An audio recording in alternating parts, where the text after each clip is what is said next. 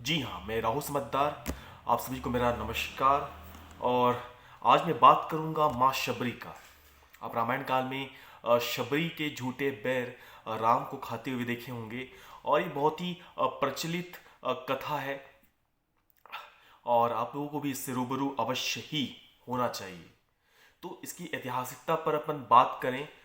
राजा शबर दंडकारण्य के एक प्रभावी राजा थे। उनकी पुत्री का नाम शबरी था। भगवान श्री राम के प्रति उनकी अनन्य निष्ठा थी।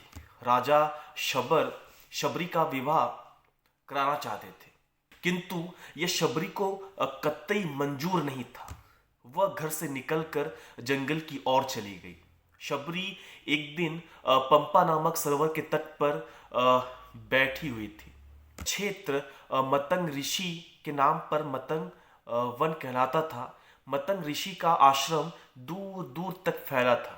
उसकी ख्याति गुरुकुल के रूप में थी, जहां देश भर के विद्यार्थी शिक्षा प्राप्त करते थे। शबरी ने मुनि के चरणों में दंडवत प्रणाम किया और उनसे शरण मांगी। हाँ, त्रिकालदर्शी मतंग ऋषि ने भावी को जानते हुए शबरी को अपने आश्रम में शरण दी। शबरी ज्ञान एवं भक्ति में परिपूर्ण थी। भगवान श्री राम के वनवास काल में चित्रकूट निवास के समय मतंग ऋषि अपना शरीर त्याग कर परलोक सिधार गए। अंतिम समय में उन्होंने गुरुकुल की जिम्मेदारी शबरी को सौंपते हुए यह ज्ञान दिया कि तुम एक विदुषी आचार्य हो। तुम इस आश्रम में श्री राम एवं लक्ष्मण की प्रतीक्षा करना और उनका स्वागत करना और उनके दर्शन से अपने जीवन को सफल बनाना। ऐसा कहकर मतंग ऋषि ने शबरी के हृदय में राम भक्ति का अविरल धारा प्रवाहित कर दिया। अपने गुरु के अंतिम आदेश को शिरोधार्य करते हुए शबरी आश्रम में प्रतिदिन भगवान श्री राम की आगमन की प्रतीक्षा करती रहती थी। आश्रम के द्वार को प्रत्येक दिन पुष्प बिखेर कर सजाती संवारती थी। उसे भगवान के आगमन का पूर्ण विश्वास था। वह दिन रात भगवान के आने की प्रतीक्षा करती रहती थी। उनके स्वागत के लिए फल का संग्रह करती थी। कई वर्ष प्रतीक्षा के बाद अंततः प्रतीक्षा की घड़ी समाप्त हुई और लक्ष्मण सहित भगवान श्री राम सीता की खोज करते हुए शबरी के आश्रम की ओर आ गए।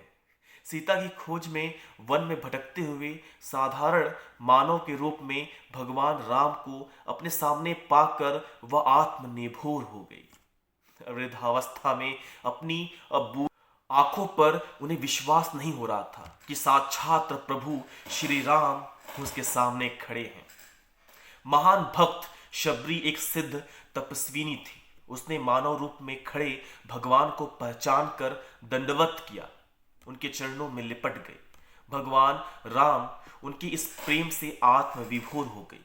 उसे दोनों हाथों से उठा लिया। शबरी ने प्रभु से कहा कि आज उसकी बरसों की तपस्या सफल हो गई है। स्वागत उपरांत उसने वात्सल्य भाव से फल कंद जो संग्रह किए थे उसे भगवान को भोग लगाने के लिए समर्पित किया। प्रभु को उस दिन भेंट करने के लिए बैर ही था। उसने भेंट देते समय यह विचार किया कि कहीं ये बैर खट्टे ना हो, और सहज भाव से मीठे बैर चयन करने के उद्देश्य से बैर को चख कर मीठे मीठे बैर को प्रभु को अपने हाथों से खिलाया। प्रभु उसकी निष्ठा व निश्चल सहज भाव में समर्पित भेंट को ग्रहण कर आत्मविभोर हो उठे। प्रेम भक्ति का एक श्रेष्ठ उदाहरण शबरी के इस प्रसंग को माना जाता है।